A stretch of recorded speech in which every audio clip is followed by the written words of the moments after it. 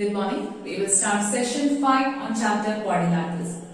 Today's session is midpoint theorem, a very important theorem. Usually it is asked state and prove midpoint theorem. That means statement as well as the theorem is very important. So what does the statement tell us? The line joining the midpoints of any two sides of a triangle is parallel to third side and it is half of it. What does this mean? A line joining the midpoints of any two sides of a triangle. So, assuming that I will draw a line here, that line is joining the midpoint of any two sides. So, D is the midpoint of AB and E is the midpoint of AC. Such that this is given. That means we have to prove any line which is drawn from the midpoint of any two sides of a triangle. Proving part is that line is always parallel to the third side of a triangle, because these two sides we have drawn and this is our third side. It is parallel to third side and half of it. What is half of it means? If this is 10 centimeter, directly I can tell this is 5 centimeter. Why? Midpoint theorem. Since it is a midpoint of line joining these two points, parallel and half of it. Right? That is what we have to prove. Not numerically, but using the triangles, angles and its vertices. So, we'll write the given. In triangle ABC, D and E are the midpoint of AB and AC respectively. That's all is the given. D and E are the midpoints of AB and AC respectively. What we have to prove? We have to prove that the line drawn is parallel to third side. This is first one and is half of it. DE is equal to half BC. That is what we have to prove. We should go for a construction here. Produce DE to F. So what we will do is here, produce DE to F and join CF such that CF is parallel to AB. Right? So such that it is parallel to AB whole line.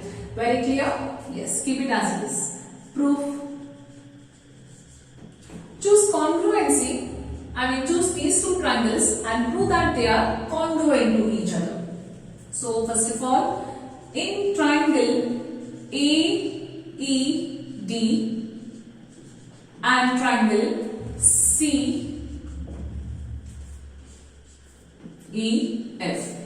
First of all, can I tell children here, this angle is equal to this angle.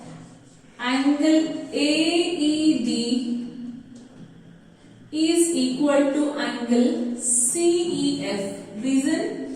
Vertically opposite angles. Next one is this side is equal to this side. Right? Why? E is the midpoint. AE is equal to CE. Reason? E is the midpoint. Now, our task is to find, already now see here, one side angle over. Now, left is this side for SAS. DE is equal to EF? No, we are not, it's not given, so we can't go with it. So, what is left now? One more angle. We told that this is parallel to this, right? So, can I tell pair of alternate angles are equal, right? So, how do we read this? Angle DAE is equal to angle FCE. Reason? Alternate angles. So, angle side angle. Triangle AED is equal and congruent to triangle CEF by ASA congruency rule. So, I like to tell you one thing, children. See, especially in the test what you have written. Now sometimes you people ask me, I have done this by so and so postulate. Since I had told you a particular given sum can be done in any postulate, right? Provided any postulate means if that sum allows you to use the postulate. For example here, now if I tell I want to use by SAS, I will write D is equal to EF, my wish, and I tell SAS. Is that correct? No.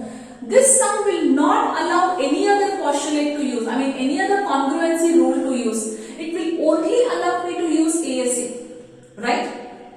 There are only very few sums. I think while teaching I have very clearly explained in congruency chapter sometimes. This sum can be done by SAS, it can be done by SSS, it can be done by ASA, right? A particular sums only because the parameters are given like that. But you can't be choosing whichever you feel like on any given sum. A particular sum if parameters will support only for right angle, hypotenuse and a sine, you have to do it by RHS. You can't tell I chose one more extra side and made it ASA or SAS or SSS. It cannot be done. So remember and keep this in your mind. It can be proved provided the parameters are given to be proved. Otherwise it has to be proved by given parameters how we do it.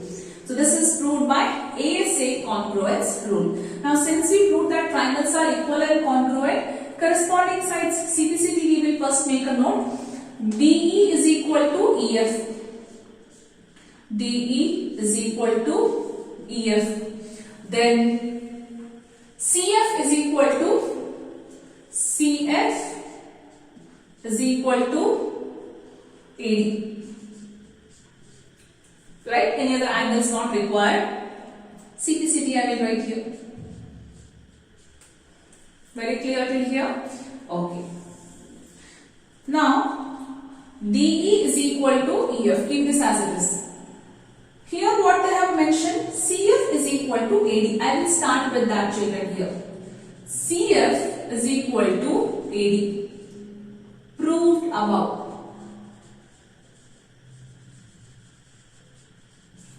But what is AD is equal to? AD is equal to BD. Why? D is the midpoint. Okay.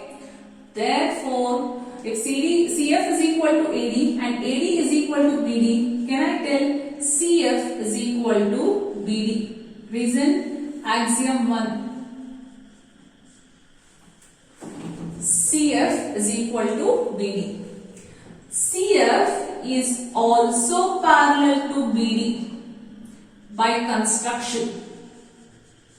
Now we know that in a quadrilateral, if the same pair is parallel and equal, then it is a parallelogram. It can't be any other thing. In a quadrilateral,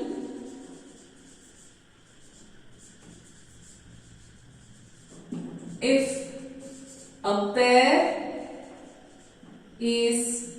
a pair of side is equal and parallel, then it is a parallelogram. Right children? Now what I will do is I require some more things to be proved here.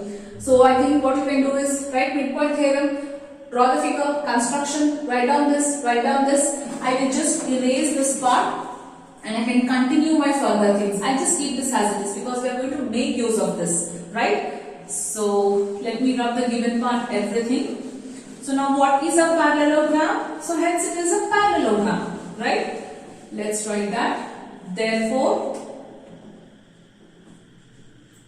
BD FC is a parallelogram. BDFC is a parallelogram. Since this side, that is this as well as this is equal to each other. Now, since it is a parallelogram, we know that opposite sides are equal and parallel. So I will write here DF is equal to BC and DF is parallel to BC.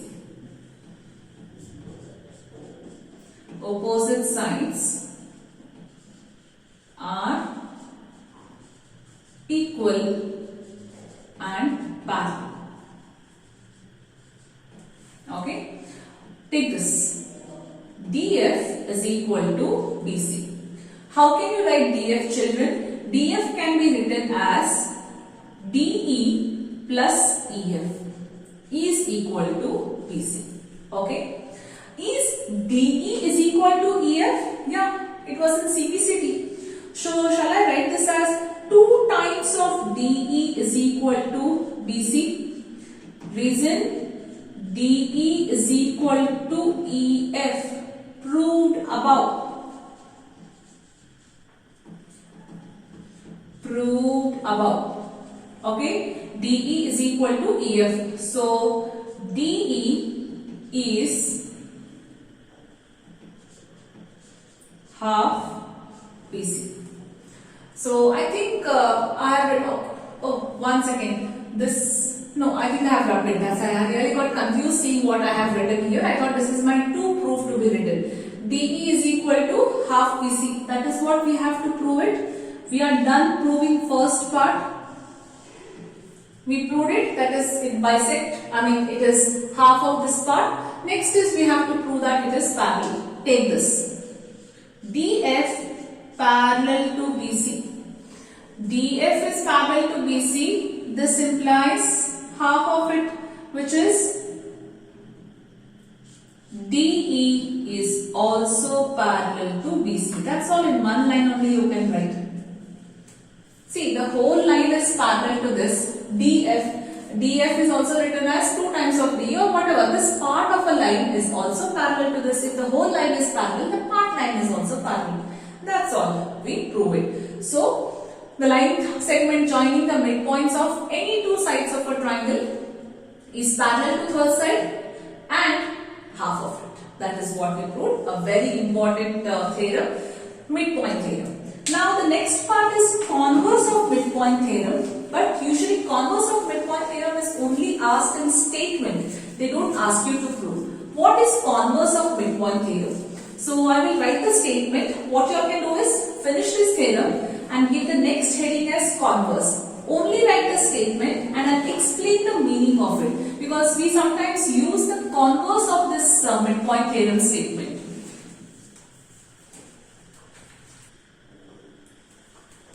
So this is converse of midpoint theorem. Only statement is asked.